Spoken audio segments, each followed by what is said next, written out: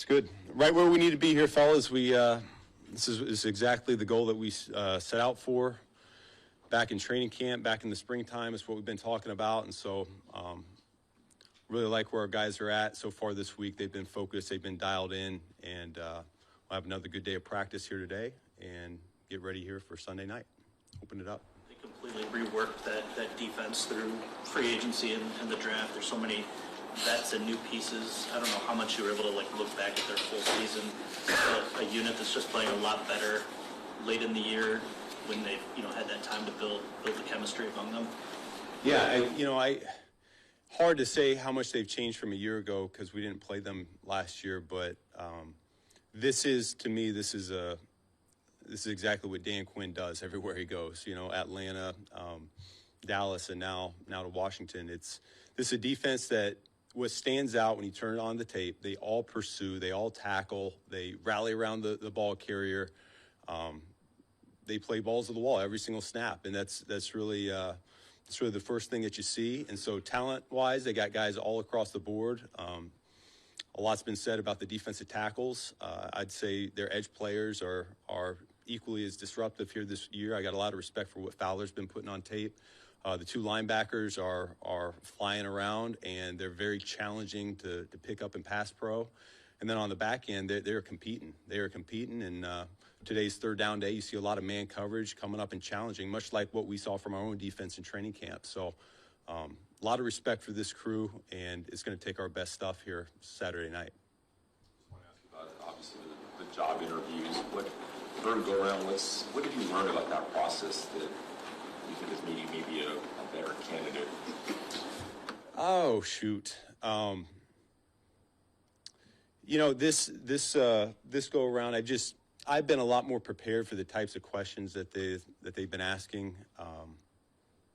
I've also changed my frame of mind a little bit, and instead of worrying solely about the offense and what we're doing right here, I've been able to have off seasons and summers to think about big picture view, what a program would look like where I'm running it. And so I think that way I'm a lot more prepared for the questions that come my way and much more comfortable answering them. What's the most important part of any job that you would consider seriously pursuing or accepting? Would it be supportive ownership? Would it be how you look at the GM, quarterback situation? Is there something that stands out to you? I see what you're doing right now, Carlos, and I'm not taking it. I'm gonna stay focused on the main thing right here, and that's going to be the Washington Commanders right here now. That's what we're about. I told the head coach when we came in. He asked me about how it went this weekend. It went great, and that's the end of it. The focus right here now for the players, for the coaching staff, for everybody in this building is about this game this week.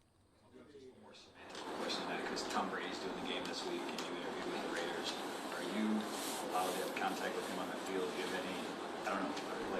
I know nothing of that nature. I met him the Packers game on the field. I saw him for a second in pregame. That's the first time I've ever met him, and that's it. So. Just because did you talk with him this past week then? And I don't know. You know what I mean? Because it's that can that be job stuff? About my pay grade. I'm going to try one more on a slightly different note, though. You and AG, do you compare notes through these last couple of years at all about different things you're learning along the way about the interview process? And then we've had a lot of conversations, football and otherwise, big picture stuff to more specific defensive philosophy, scheme, and all of those things. So, yeah, we've had great conversations over the last few years. Interviews.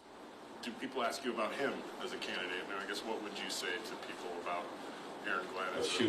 I think I told you guys this last year. He is beyond qualified right now. You hear all of our players singing his praises right now, and that's exactly what I would do. I would second that. I mean, he is more prepared to be a head coach than maybe anybody I've ever met. He wants that, and I think he's doing a phenomenal job in charge. Hey, Ben, just to kind of follow up on that. In what ways do you think Aaron and how he coaches has helped you in your development? And you could probably ask him the same thing, but just in terms of your unit and his unit, Yeah, no, listen, it's everybody in this building, from Aaron to our head coach to Scotty Montgomery to Hank Fraley. It's everybody in the building. Everybody's authentic, and they're not trying to be people that they're not. And I think that shows up. Our players see it. If former players can, like Hank, like Steve Hyden, they can really tap into that experience, and that helps relate to the players. Other guys that weren't former players, they can show their superpowers as well to the players, and equally respected and help these players get better. That's really what we're here to do at the end of the day, is help them get better, help the team get better, win a lot of ball games. And so what I've seen from Aaron, from Coach Campbell, and the rest of the crew is just be yourselves, and the team has responded well. Okay, one more thing. Just what's your sense of the irony that this matchup is against Washington, a team that had you on their list last year? No irony. I mean, these guys, they have good coaches, they have good players, and they've won a lot of games this year. So a very dangerous opponent, and one that we're certainly not taking lightly. And you're getting David back this week. I'm curious, do you need to feel out where he's at in the game floor, or does it kind of automatically drift back to the split you had with him and Ja, prior? Yeah, it's to be determined. Gibbs has certainly had a hot hand as of late, and I expect David to come in and pick up where he left off. If the last 2 days are any indication, he's of the right mindset right now. So we'll see what it looks like today on the field and tomorrow as well, and we'll finalize our plan after that. Mike Saber still is comfort level this year based on coming off of last year. You guys know what it is to win in the postseason. You got a lot of guys that also know what it is to lose, just having been through it together. Yeah, I tell you this. I don't think anybody in that room, myself included, has forgot that feeling of flying back on that airplane from San Francisco. And so we've been all year long extremely detailed, extremely locked in. And to see it go up another level here this week, it's been really impressive. So our guys know this is exactly what we've been working so hard over the course of the spring, summer, over the course of the season. And so now we're ready to go. One of the up-and-coming players on that defense is Mike Sainer still. What do you see from him when you flip on the tape? The thing about him that stood out to me, and this goes back to the springtime, we had a number of Michigan players come into the building, whether it was top 30 visits or local pro day, and every single one of those players said that they would bring him along. Every single player said he was the one guy from Michigan that they would want to bring along with them. And to me, that spoke volumes, because it's rare that you see all these same guys from the same school and they say the same person. It's normally the cliques you hang out with. And so I see a guy on tape that fits their defense in a nutshell. Same thing we've been talking about. They are flying around, reckless almost, borderline reckless, but calculated, and he fits that mold for them perfectly. He's always around the ball, not afraid to tackle. Been really impressive rookie year for him. We've seen teams sometimes come off bye weeks and struggle to start fast. That's such a point of emphasis for you. What goes into starting fast and picking right back up where you left off when you have a little time off like that? Yeah, well, we had a great practice right before we left for the bye week, and I know Jared's had the pass catchers at least run routes for him full speed, so we'll get a good feel here today. They've put in a lot of work here over the course of the season, and so I think the timing and the rhythm, the anticipation, I think it's all going to be just fine. Yeah, I've asked AG, and I think the same question to ask you as well. When you guys have gained a reputation for being aggressive on fourth downs, obviously, when you guys go for it, you're a part of some of those decisions.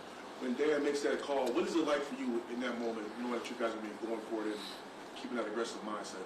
Yeah, I mean, it's been our identity since Coach came in here, right? I mean, so our players, the coaching staff, we're all behind it. Certainly the numbers help support it, and so you got that in your back pocket. But something we emphasize over the course of the week, I know defense has certain calls. We have certain calls on offense, fourth down of the week, and we feel really good about executing it once we get into the game plan. So our guys rally behind it. They love it, and it certainly helped us score more points this year. He's been your emergency quarterback the last 2 or 3 games, however many he's been back. Does that flip with Hendon for the postseason? Have you made that decision yet on how you're going to approach it? Yeah, I'll let Coach answer that question, but I'll say this: I'm equally confident in both of those guys here at this point. I've seen enough from Teddy since he's come back that that I know he'll be able to function in games at a high level, and same thing with Hendon over the course of the season. He just keeps getting better. Thank you. Appreciate that.